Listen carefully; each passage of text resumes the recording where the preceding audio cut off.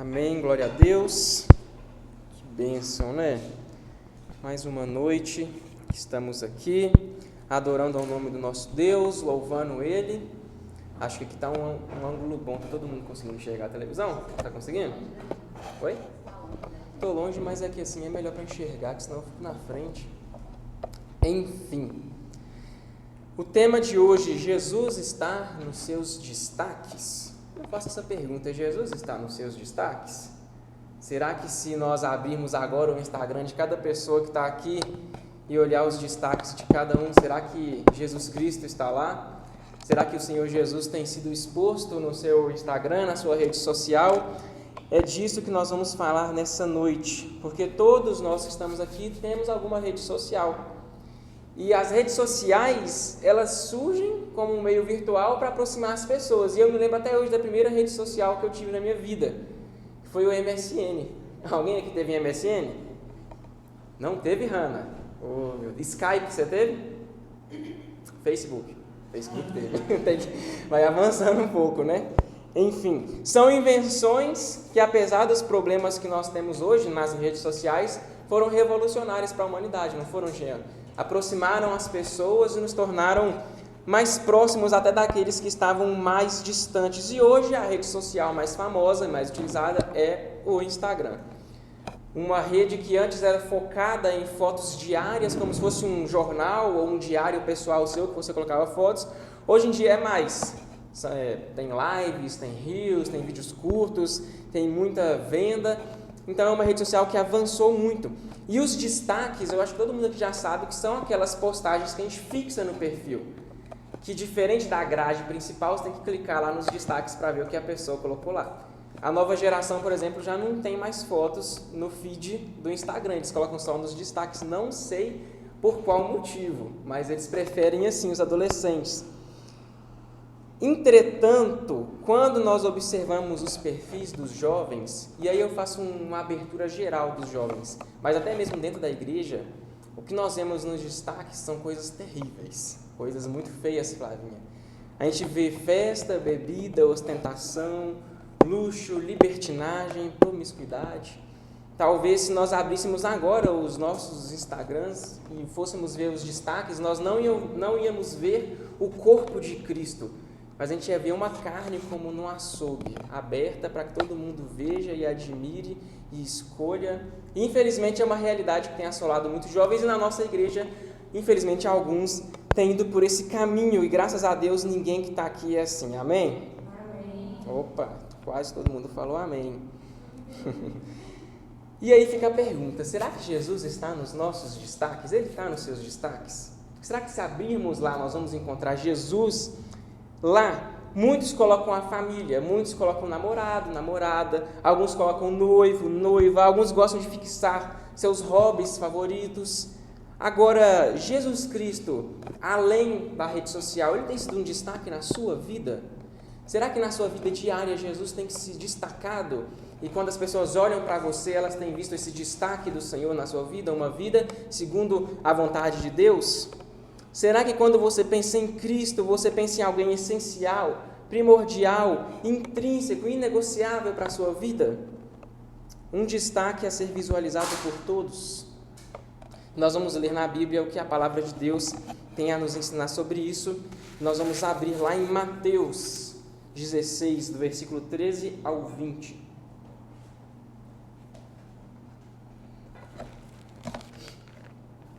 Mateus 16, 13 ao 20. Todo mundo achou?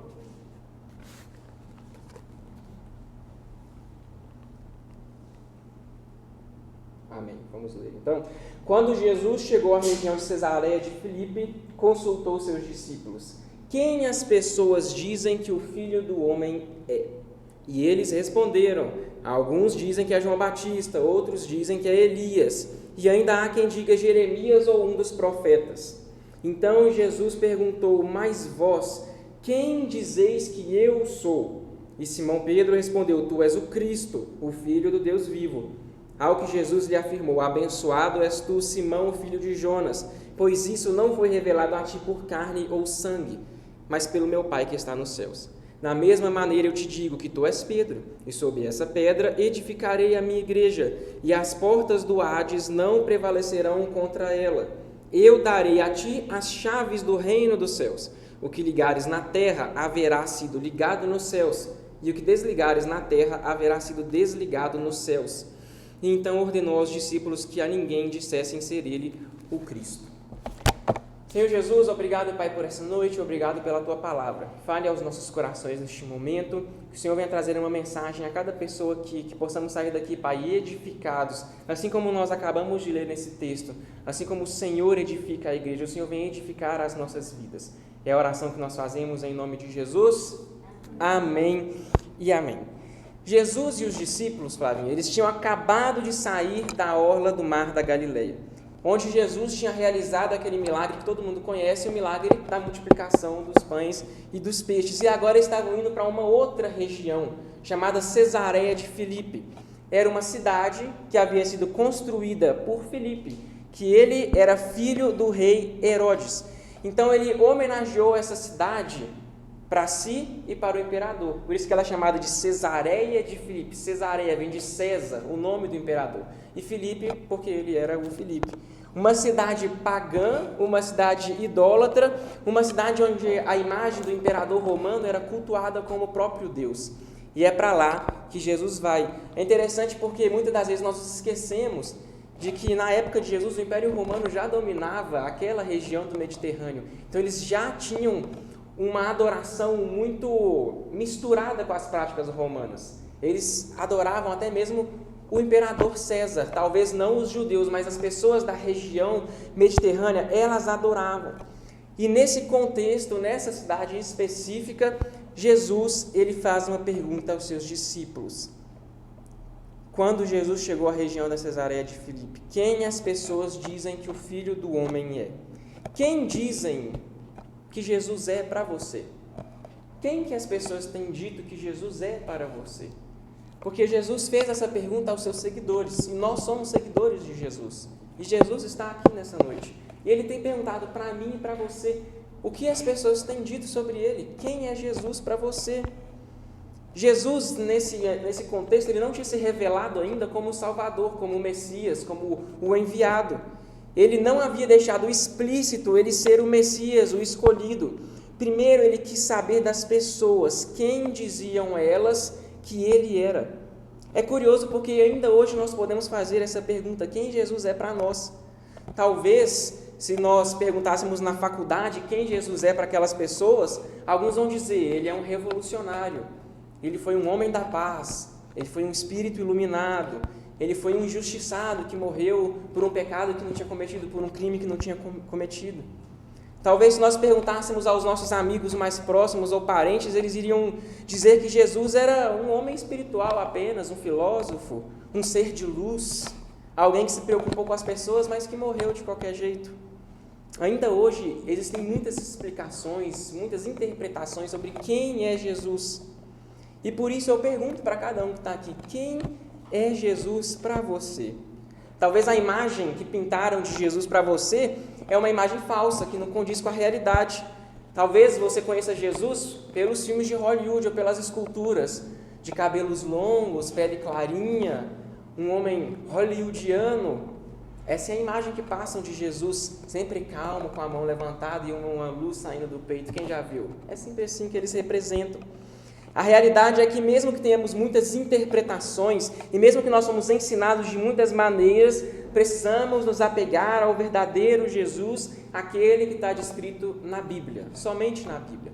Aqui nós encontramos quem Jesus realmente era, não a sua aparência, porque isso não importa para a gente, não o seu tom de pele, porque isso não importa para a gente. O que importa é quem Jesus era, o Filho de Deus, o próprio Deus que assumiu a forma de homem, alguém que nos ensinou como viver, que morreu, mas que ressuscitou ao terceiro dia. E tudo isso nós encontramos na palavra de Deus. A palavra, ela não erra. Ela foi escrita, ou na verdade ela foi inspirada pelo Espírito Santo e escrita por homens inspirados pelo Espírito. Mais de 1.600 anos, 40 autores, 3 idiomas diferentes, diversos impérios nós encontramos na Bíblia. Império Romano, Império Grego, Império Seleucida, Babilônico, Israelita, e toda a Bíblia concorda com ela mesma. Um texto digno de confiança, há mais de 2000 anos, está conosco, sem contar o Antigo Testamento. Aí já é mais de 5000 anos. Um texto digno de nossa confiança. No princípio era a palavra, e a palavra estava com Deus, e a palavra era Deus. João 1:1. Então Jesus, de acordo com a Bíblia, ele é o próprio Deus. Ele estava no princípio com Deus. O Espírito de Deus pairava sobre as águas, e Deus disse: façamos o ser humano à nossa imagem e semelhança. É interessante porque ele não fala, irei fazer o ser humano à minha imagem, mas ele diz: façamos, no plural. E somente o que é eterno permanecia com o que era eterno também. Então, Jesus, o Espírito e Deus estavam unidos na Trindade no início de tudo. Por isso que Jesus é Deus. Jesus é também, de acordo com a Bíblia, nosso maior exemplo de vida. Olha o que diz Hebreus 4,15.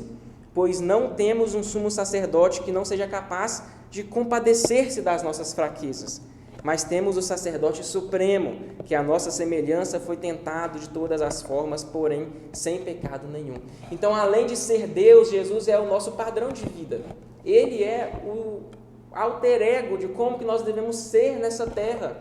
Ele foi o maior exemplo de família, ele foi o maior exemplo de homem, ele foi o maior exemplo de líder, ele foi o maior exemplo de cidadão. Em tudo nós encontramos o exemplo de Jesus. E o maior exemplo também de resistência às tentações, porque a palavra diz que ele foi tentado de todas as formas, mas não pecou.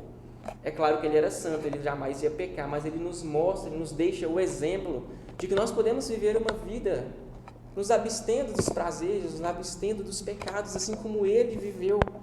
Além disso, a palavra vai dizer que Jesus é o nosso verdadeiro amigo. João 15,15. Já não vos chamo servos, porque o servo não sabe o que o Senhor faz, mas eu vos tenho chamado amigos, pois tudo que ouvi do meu Pai eu compartilhei convosco. Então Jesus também é o nosso amigo, aquele que nos entende, aquele que se compadece de nós, aquele que nós podemos correr e clamar no momento de sofrimento, no momento de depressão, no momento de crise, no momento de solidão. Ele nunca nos abandona, ele sempre está conosco. Esses são alguns exemplos de quem Jesus Cristo realmente é para nós, e não do que o mundo nos ensina ou do que as pessoas nos ensinam que Jesus é.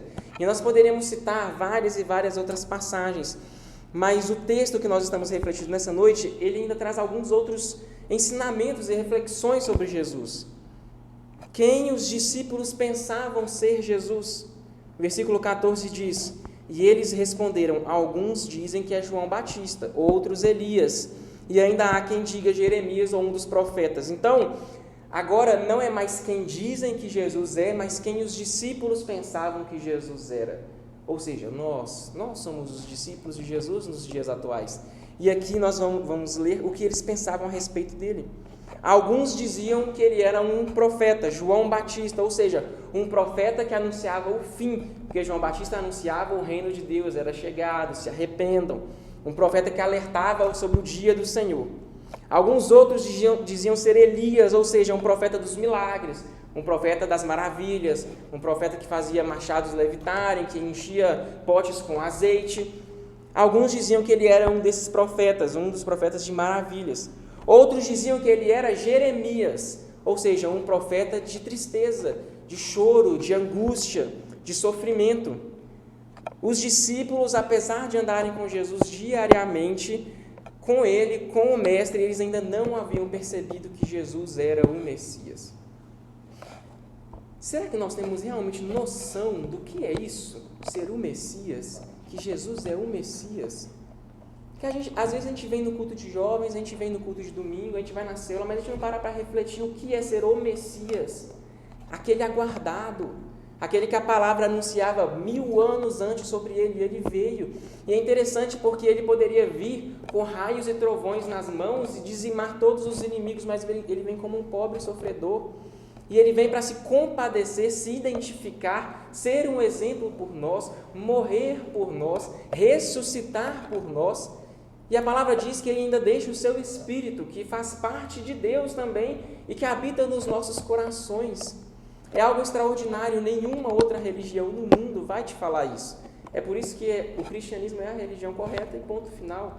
Nas outras, você faz o que for para poder alcançar o favor dos deuses. É verdade ou não é? Quem gosta de ler os livros de mitologia grega ou egípcia, enfim, sacrifícios e mais sacrifícios, e as pessoas tinham que se matar para os deuses realizarem os favores deles.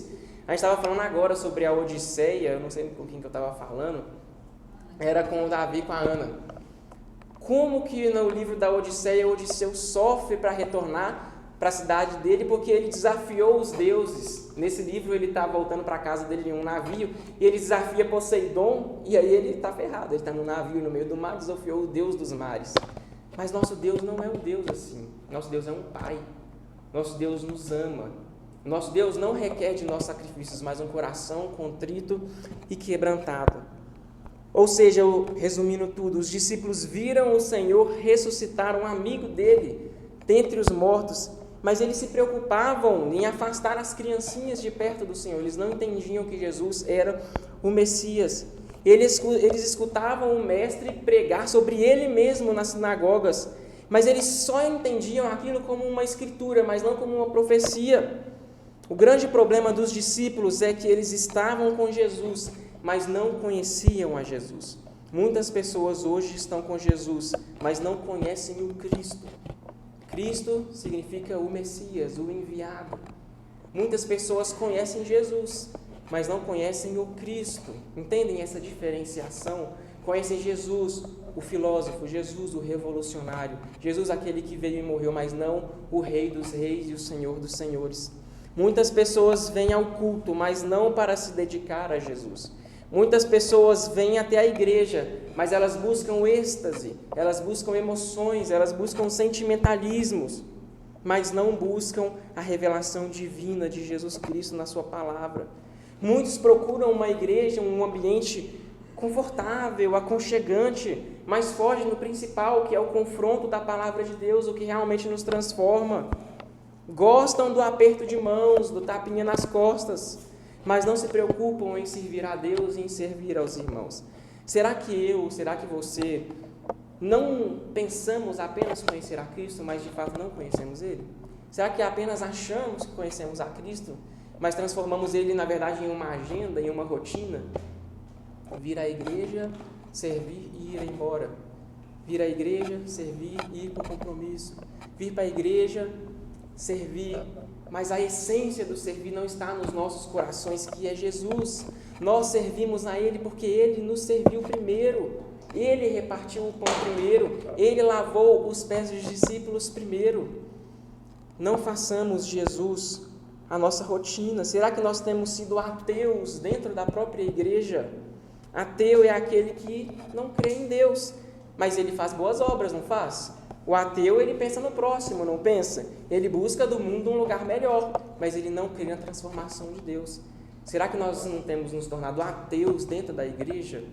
Pensando em aconchegar o nosso próximo, pensando nas pessoas, mas não pensando na razão da nossa existência, Jesus? Será que você e eu, quando estávamos pensando em vir para este culto nesse sábado, nós refletimos de que nós estamos aqui para adorar a Deus, e não apenas para ver nossos amigos? Não apenas para comer um lanche no final, não apenas para ver o namorado ou a namorada, mas porque Jesus Cristo está aqui em espírito e em verdade? Temos deixado Cristo fora de nossas vidas e buscado apenas viver uma vida íntegra aos olhos do mundo, aos olhos da lei? Porque não adianta eu ser um bom cidadão se eu não for entrar no melhor dos reinos, que é o reino dos céus. Não adianta eu ser uma boa pessoa se para Deus eu não estou sendo um bom filho, eu estou sendo um servo mau. Os discípulos estavam lado a lado do Mestre, viam-no fisicamente, mas não entendiam quem Jesus realmente era. Nós precisamos tomar o cuidado, porque quem conhece Jesus apenas de falar, mas não conhece a soberania de Jesus, não herdará o reino dos céus. A palavra de Deus diz em Hebreus 11:6, em verdade, sem fé é impossível agradar a Deus. Portanto, para qualquer pessoa que dele se aproxima, é indispensável, é imprescindível crer que ele é real, que ele recompensa todos que se consagram a ele. Crer em Deus não é só afirmar que Deus existe. Até os demônios afirmam que Deus existe, mas para crer em Deus é necessário crer primeiro também em Jesus. Ambos são o mesmo, ambos são a mesma essência, apesar das suas revelações distintas. O Pai e o Filho são Deus. Por isso que é impossível crer no Pai se não crermos no Filho. Da mesma forma que é impossível crer no Filho se nós não cremos no Pai. Assim como é impossível crer no Espírito se não cremos nem no Pai, nem no Filho. Crer no Filho é entender que Deus se fez carne, se fez homem, viveu, morreu, ressuscitou e Ele vai voltar para nos buscar. Por isso, eu pergunto mais uma vez, Jesus ele está nos seus destaques? Ele tem sido um destaque na sua vida? As pessoas têm visto essa verdade transparecendo na sua vida, talvez sem você nem precisar dizer, elas têm visto que Cristo é aquele que domina o seu coração? Qual que é o Jesus que as pessoas têm apresentado para você? Quem dizem que Jesus é para você? Quem você tem falado que é Jesus? Versículo 15, então Jesus respondeu, mas vós, quem dizeis que eu sou? Jesus primeiro pergunta quem dizem que Ele é. Ele quis saber como Ele era conhecido no círculo social dos discípulos. Eles lhe deram algumas respostas, mas todas estavam insatisfatórias, incompletas, erradas. E Jesus não se deu por satisfeito como um bom mestre. Ele não era só mais do mesmo, Ele não era mais um profeta, mais um que veio. Ele era Deus. Ele não era mais um Elias, mais um João Batista. Ele precisava confirmar no coração de cada pessoa a sua verdadeira natureza. E aí, nessa aula prática de dialética, de perguntas e respostas, em que o professor pergunta ao seu aluno, ele pergunta, mas vocês, quem dizem que eu sou? Nós já sabemos o que o mundo diz sobre Jesus. Nós já sabemos o que o mundo diz. Nós já sabemos o que a faculdade diz sobre Jesus. Nós já sabemos o que os governantes e os políticos dizem sobre Jesus. Mas, afinal de contas, quem você diz que Jesus é? Reflita um pouco no seu coração. Reflita da última vez que você falou de Jesus para alguém, como você apresentou Jesus para aquela pessoa.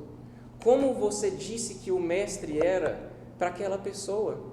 Porque a forma como você disse àquela pessoa quem Jesus era, mostra a forma que você enxerga o próprio Jesus. Quem você diz que Jesus é?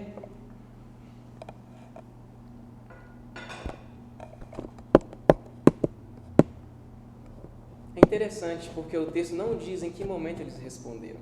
E eu imagino que ficou um silêncio como esse, em que Jesus perguntou, quem dizeis que eu sou? E eles ficaram pensando, não é nenhum profeta, não é João, não é Jeremias, quem que Jesus é? O texto não diz quanto tempo demorou que eles responderam, mas a resposta veio, alguém tomou a iniciativa.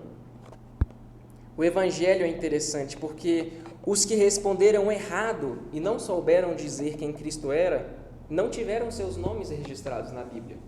Porque Jesus pergunta e os discípulos respondem, mas não diz qual responde. Aqueles que não sabiam quem Jesus era, não foram registrados na palavra de Deus. Mas Pedro disse, tu és o Cristo. Por isso que nós precisamos ter convictos nos nossos corações quem Jesus é, porque dessa forma seremos lembrados. Seremos lembrados, Andrina, como uma menina que andava segundo o coração de Deus, uma jovem que temia ao Senhor, como Jean, um jovem que serve ao Senhor, que ama ao Senhor de todo o coração. E aí eu pergunto, se eu perguntasse para algum de vocês dois e vocês não soubessem me dizer quem Jesus era, eu não ia me lembrar de vocês. O nome de vocês não ia estar na minha memória. Ah, aquela menina não lembra, não sabe quem é Jesus. Aquele rapaz não sabe quem é Jesus. Mas Pedro disse, tu és o Cristo. E sobre essa pedra, Pedro disse, tu és o Cristo, o Filho do Deus vivo. Pedro acertou quem Cristo era. E por isso ele foi chamado de rocha, foi chamado de pedra. Isso me traz a convicção de que a partir do momento que eu sei quem Jesus é, então eu posso ter certeza também de quem eu sou. Muitas pessoas dizem hoje que nós estamos vivendo uma crise de identidade no mundo, mas só estamos vivendo uma crise de identidade porque nós não sabemos quem Jesus é.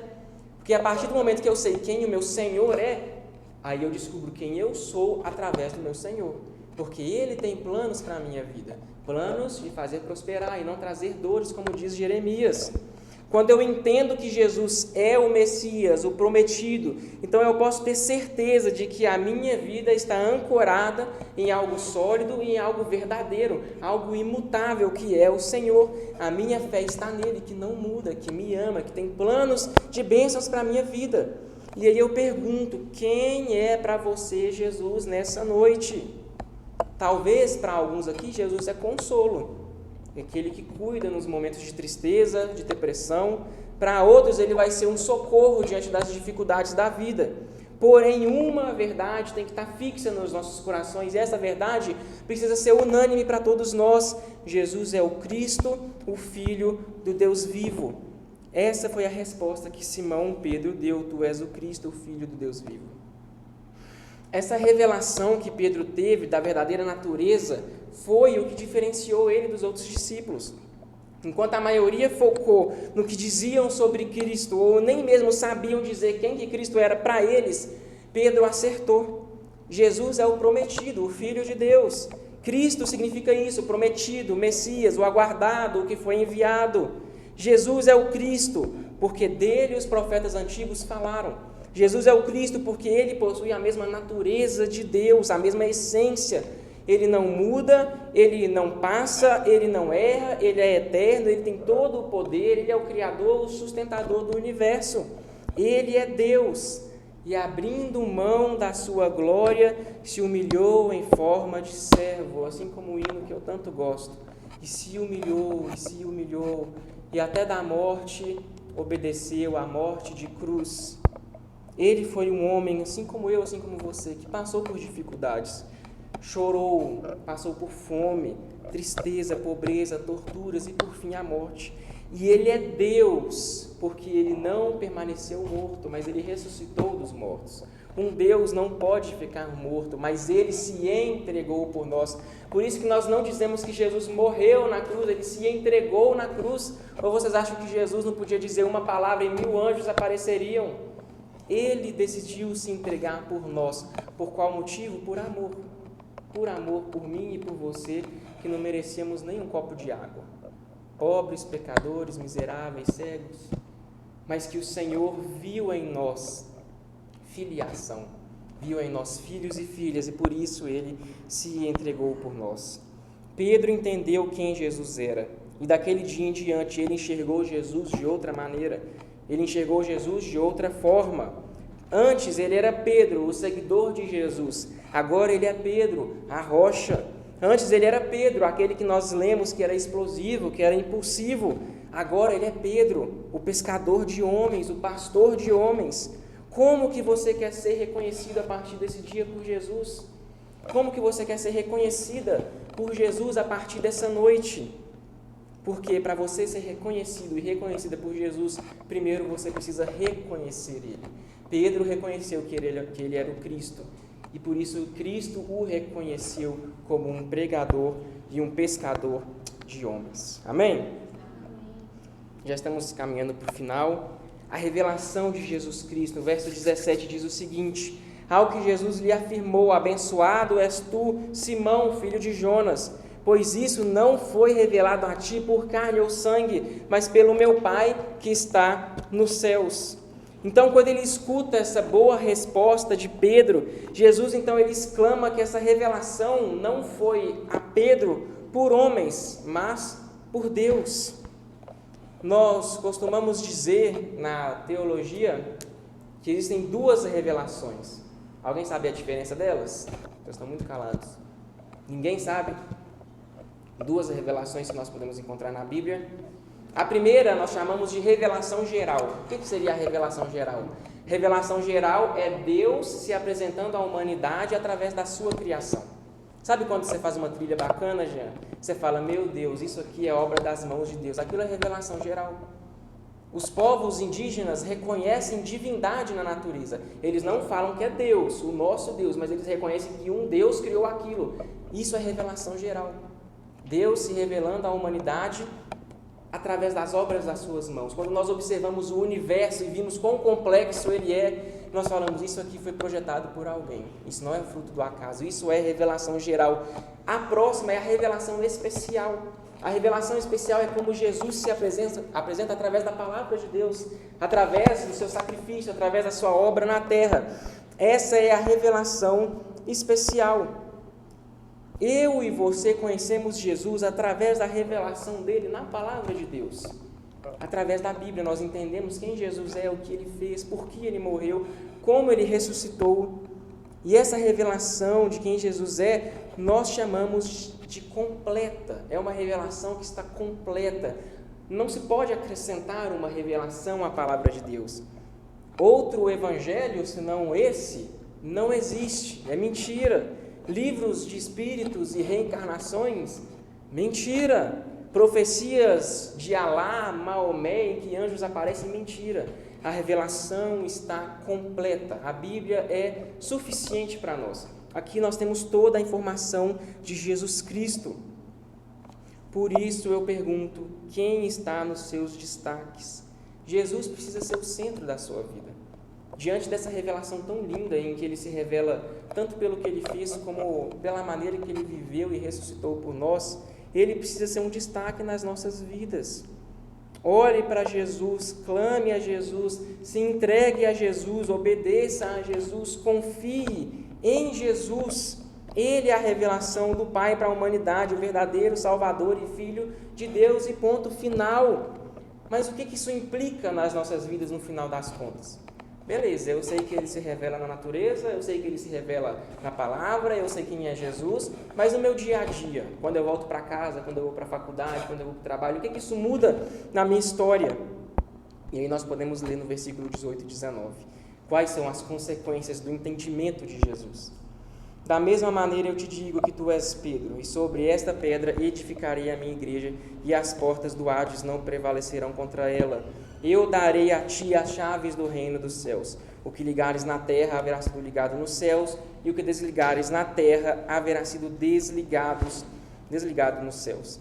Pedro, quando ele tem essa revelação de quem Jesus realmente era, agora ele é usado pelo mestre como uma metáfora, como uma figura de linguagem.